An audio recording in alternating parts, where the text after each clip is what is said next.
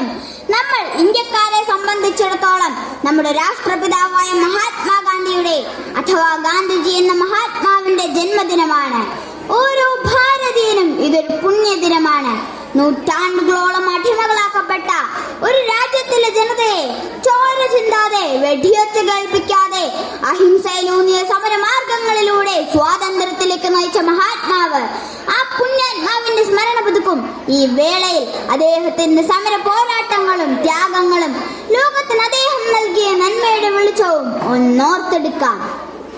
സൂര്യൻ അസ്തമിക്കാത്ത സാമ്രാജ്യം എന്ന പേര് കേട്ട ബ്രിട്ടന്റെ കാൽച്ചുവട്ടിലായിരുന്നു നൂറ്റാണ്ടുകളോളം ഇന്ത്യ. കച്ചവടത്തിനായി ഇവിടെ എത്തിയവർ നമ്മെ ഭരിക്കുന്നവരായി മാറി. അവരുടെ ഭരണത്തിന് കീഴിൽ ഇന്ത്യൻ ജനതയ്ക്ക് കൊടിയ ദുരിതങ്ങൾ അനുഭവിക്കേണ്ടി വന്നു. ബ്രിട്ടനെതിരെ ഉയർന്നു വന്ന പ്രതിഷേധങ്ങളെയും സമരങ്ങളെയും അവർ നിഷ്കരണം അടിച്ചമർത്തി. പലരും ജീവൻ വെടിഞ്ഞു, മറ്റു ചിലർ അംഗവിഹീനരായി.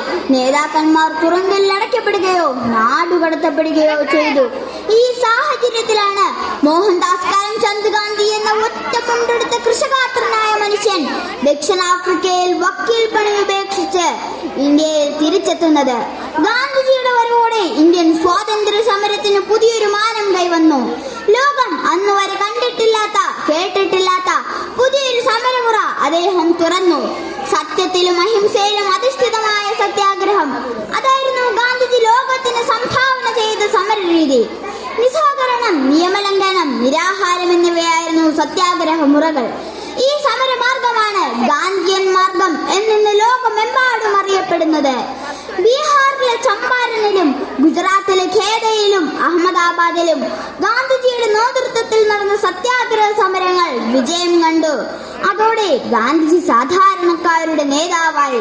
ഇന്ത്യൻ ദേശീയ സംഘടനകളുടെ ഓഫീസ് മുറികളിൽ നിന്നും താഴോട്ടിറങ്ങുകയും സാധാരണക്കാരുടെ ഹൃദയതാളത്തിന്റെ ഭാഗമായി തീരുകയും ചെയ്തു. ഗാന്ധിയൻ സമരരീതികളുടെ പരീക്ഷണശാലയായിരുന്നു ദക്ഷിണാഫ്രിക്ക.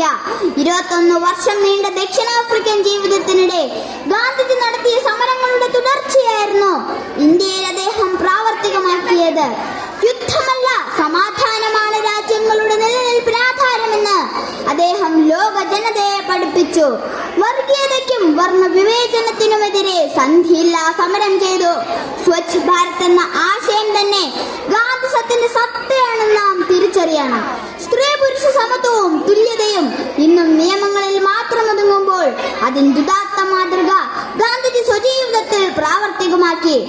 വിദ്യാഭ്യാസത്തിൽ തൊഴിലിനും മൂല്യങ്ങൾക്കുമുള്ള പ്രാധാന്യം അദ്ദേഹം തന്റെ വിദ്യാഭ്യാസ പദ്ധതിയായ വാർധാ പദ്ധതിയിലൂടെ ലോകത്തിന് മുന്നിൽ വെളിപ്പെടുത്തി. ഇന്ത്യയുടെ ആത്മാവ് ഗ്രാമങ്ങളിലാണെന്ന് അദ്ദേഹം ഉറച്ചു വിശ്വസിച്ചിരുന്നു. തന്റെ സങ്കല്പത്തിലുള്ള ഇന്ത്യ എന്തായിരിക്കണമെന്ന് അദ്ദേഹത്തിന് വ്യക്തമായ കാഴ്ചപ്പാടുണ്ടായിരുന്നു. അങ്ങനെ ഒരു ഇന്ത്യയിൽ ഉയർന്നവനെന്നോ താഴ്ന്നവനെന്നോ ഭേദമുണ്ടാവില്ല, ഐക്യമുണ്ടാവില്ല. സ്ത്രീകൾക്കും പുരുഷന്മാർക്കും തുല്യ പങ്കാളിത്തം, തുല്യനീതി, തുല്യ നിയമം. ഇതാണ് എന്റെ സങ്കല്പത്തിലുള്ള ഇന്ത്യ. നോക്കൂ, ഇതാണ് നമ്മുടെ ഇന്നത്തെ ഇന്ത്യ. ജാതിയുടെയും മതത്തിന്റെയും വർഗീയതയുടെയും പേരിൽ പരസ്പരം പോരടിക്കുന്നവർ, സ്ത്രീകളുടെയും കുട്ടികളുടെയും സുരക്ഷയ്ക്ക് ഒരു വിലയും കൽപ്പിക്കാത്തവർ. ഗാന്ധിജിയുടെ സങ്കല്പത്തിലെ ഇന്ത്യക്കായി ഇനിയും എത്ര നാൾ കാത്തിരിക്കണം? എന്റെ ജീവിതമാണ് എന്റെ സന്ദേശം എന്ന് പ്രവൃത്തിയിലൂടെ ലോകത്തിന് കാണിച്ചു കൊടുത്ത മഹാന്റെ സ്മരണയ്ക്ക് മുന്നിൽ ആദരം അർപ്പിച്ചുകൊണ്ട് ഞാൻ നിർത്തുന്നു. നന്ദി, നമസ്കാരം.